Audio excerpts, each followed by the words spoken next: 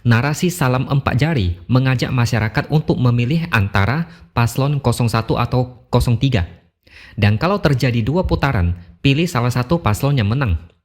Dari info-info yang saya cari secara singkat, narasi ini dimaknai sebagai pencerminan sila keempat yang berarti kerakyatan dipimpin oleh dan untuk rakyat melalui mufakat dan demokrasi.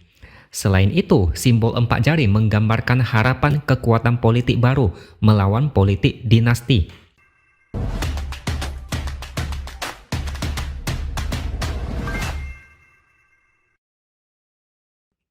Halo, bertemu lagi dengan saya, X Hardy di Opini Siword. Kali ini saya mau cerita sedikit tentang salam empat jari yang viral di media sosial. Saya sempat cari-cari, ini awalnya dari mana? Tapi belum ketemu. Salam empat jari ini adalah gabungan dari 3 ditambah 1, yang artinya gabungan dari paslon 01 dan 03 untuk mengalahkan paslon 02 yang dianggap banyak orang sudah kelewat batas, baik dalam hal konstitusi yang ditabrak dan juga narasi menang satu putaran yang meresahkan. Narasi salam empat jari mengajak masyarakat untuk memilih antara paslon 01 atau 03. Dan kalau terjadi dua putaran, pilih salah satu paslon yang menang. Dari info-info yang saya cari secara singkat, narasi ini dimaknai sebagai pencerminan sila keempat yang berarti kerakyatan dipimpin oleh dan untuk rakyat melalui mufakat dan demokrasi. Selain itu, simbol empat jari menggambarkan harapan kekuatan politik baru melawan politik dinasti. Intinya salam empat jari ini dimulai entah oleh siapa, untuk melawan paslon 02 yang didukung oleh penguasa saat ini. Asalkan bukan paslon 02. Kira-kira begitulah tujuan dari narasi ini. Saya pribadi masih belum mau banyak komentar soal ini. Saya tidak dalam posisi mendukung atau menolak. Lagi pula Pilpres harus menunggu sampai tanggal 14 Februari untuk diketahui hasilnya. Belum tentu juga dua putaran. Kalau misalnya Ganjar Mahfud menang satu putaran gimana? Memang wacana bergabungnya paslon 01 dan 03 sudah dibicarakan banyak orang. Tapi saya masih wait and see. Karena paslon 01 sendiri masih banyak pihak-pihak di belakangnya yang pernah kita lawan di Pilpres sebelumnya. Sebut saja PKS dan kelompok penjual agama yang kabarnya ikut mendukung.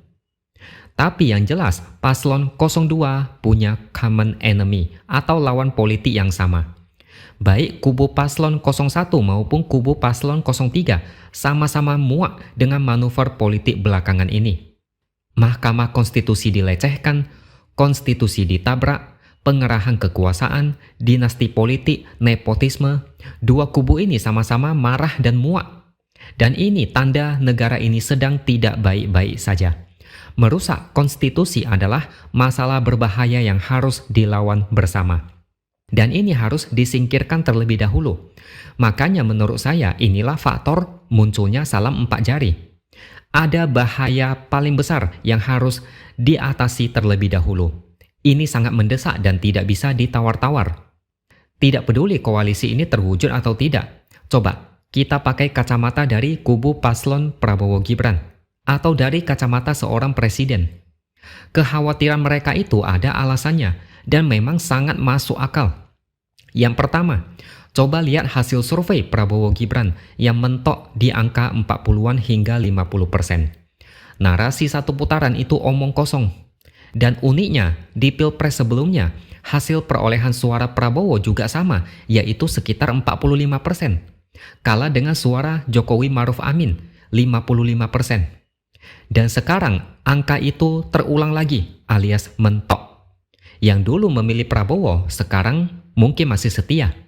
Masalahnya ada Jokowi di belakang Prabowo Gibran, tapi elektabilitas tetap mentok seperti di Pilpres 2019. Jokowi efek ternyata adalah narasi kosong melompong. Nama Jokowi aja nggak sanggup mengangkat Prabowo Gibran yang secara politik sudah obesitas, terlalu berat untuk diangkat. Kalau mereka tidak panik, itu nggak mungkin. Mereka harusnya sangat panik. Makanya gerak-gerik Jokowi sangat kentara. Bolak-balik ke Jawa Tengah 3 kali dalam 2 bulan terakhir. Bansos ditebar sana-sini. Ada isu Jokowi minta dipertemukan dengan Megawati, kasih bunga di hari ulang tahun Megawati, mengatakan presiden boleh memihak dan kampanye. Ini sudah terlalu jelas. Prabowo Gibran yang ikut Pilpres, tapi Jokowi yang paling banyak bekerja keliling sana-sini. Yang kedua, mereka sepertinya yakin skenario di Pilkada DKI 2017 bisa terulang lagi. Anies, Ahok, dan AHY. Di putaran pertama, Ahok keluar sebagai pemenang. AHY kalah dan harus pulang. Saat itu, Ahok mendapatkan suara sekitar 43%. Anies mendapatkan 40% dan AHY 17%. Tapi di putaran kedua, Ahok kalah karena Anies mendapatkan suara 58% dan Ahok cuma mendapat 42%. Artinya, di putaran pertama dan kedua, suara Ahok stagnan, mentok dan tidak berubah. Sehingga bisa diambil kesimpulan, seluruh suara AHY pindah ke Anies. Ini yang mungkin bakal terjadi jika Pilpres 2019 terpaksa 2 putaran. Elektabilitas Prabowo kebetulan juga mentok 45%, dan di putaran kedua, semua suara dari yang kalah bisa pindah ke paslon yang menang. Anggaplah Ganjar lolos putaran kedua. Semua suara dari yang awalnya mendukung Anies pindah ke Ganjar karena masalah common enemy tadi, lawan politik bersama. Salam 4 jari, kalau bukan 01 ya 03. Komposisi suara di Pilpres 2019 bisa terulang lagi karena suara Prabowo mentok di 45%. Ini adalah masalah serius, sangat genting dan mencekam bagi kubu sebelah. Saya tidak peduli salam 4 jari itu gimana. Enggak ada salam 4 jari pun ya sama aja sih. Saya juga tidak bisa memastikan sekuat apa narasi salam 4 jari ini. Tapi dari kacamata kubu paslon 02, ini adalah masalah super besar. Prabowo Gibran pasti panik, tapi yang paling panik adalah sang Raja Catur. Raja sekarang mondar-mandir gelisah dan panik. Bau-bau kekalahan sudah semakin kuat. Tidak mungkin seorang presiden bakal sibuk mondar-mandir kalau bukan karena ada masalah serius. Ibarat di film-film, jika seorang raja sudah turun tangan, atau bos besar turun tangan, artinya masalah sudah sangat genting. Masalah kecil seharusnya bisa diselesaikan oleh anak buah. Pemilu kali ini memang sudah dirusak sejak awal, tapi kita masih bisa menunggu hasilnya kayak gimana. Ini adalah ujian besar bagi demokrasi di Indonesia. Sekaligus sebagai ujian, apakah negara ini siap untuk menjadi negara maju atau tidak. Semua manuver politik yang kita lihat sejauh ini sudah diketahui seluruh rakyat Indonesia. Mereka sudah tahu Mahkamah Konstitusi berulah, konstitusi diubah, penguasa bertindak seenaknya, dinasti politik mau berkuasa. Tapi kalau sampai mereka tetap menang di Pilpres, artinya fenomena politik sekarang ini dimaklumi oleh mayoritas rakyat Indonesia. Mereka tidak peduli sehingga tidak masalah Prabowo Gibran menang. Kalau sampai ini terjadi, apa boleh buat? Inilah yang dinamakan takdir.